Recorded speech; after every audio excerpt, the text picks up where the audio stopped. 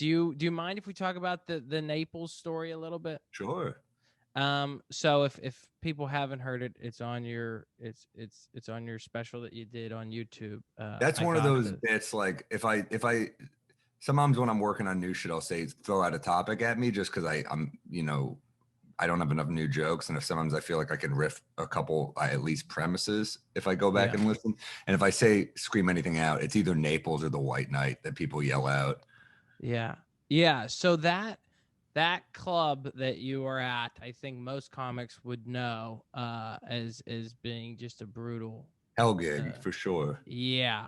But you had an interesting experience there, and for people that have heard the story, it's they know it. But for people that haven't, can you set it up a little bit and then let's really dive into how that felt, if you don't mind? Well, I mean, I don't even know there was so much that happened that week, so I don't even know which part you're referring to. I Well, get there's the guy, the the the old guy guy. that shouts out. Yeah.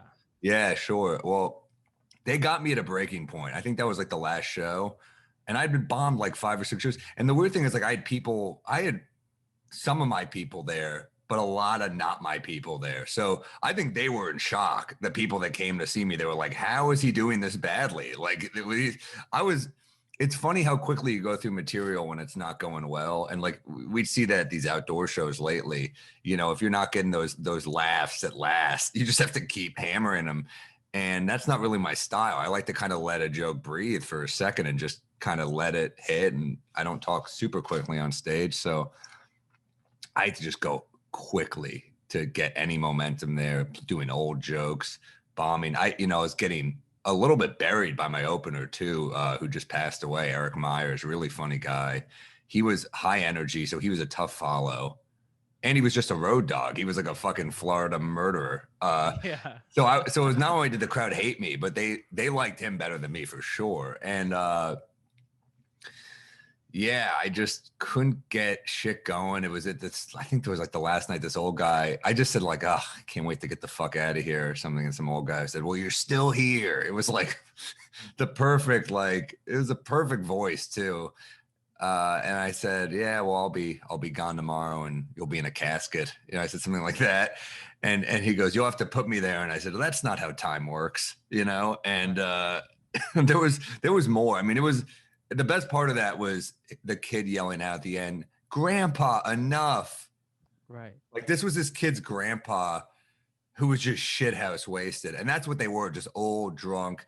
Like, no, Naples is not a place that's, I wouldn't call them lovers of the arts. It's a weird place for a comedy club. They're just kind of rich, vacant, or vapid, whatever you want to call them, people, and yeah, I didn't really. I don't think I'll ever be back. Although I did recently think like it would be pretty. People know how much I hate Naples now to the point that like it would be pretty funny to film a special there.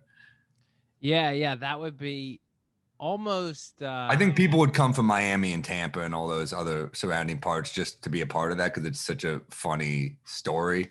and just So to I think maybe I get see some of my how it would people. go. Yeah, just like almost wanting to see it like, will this go off the rails?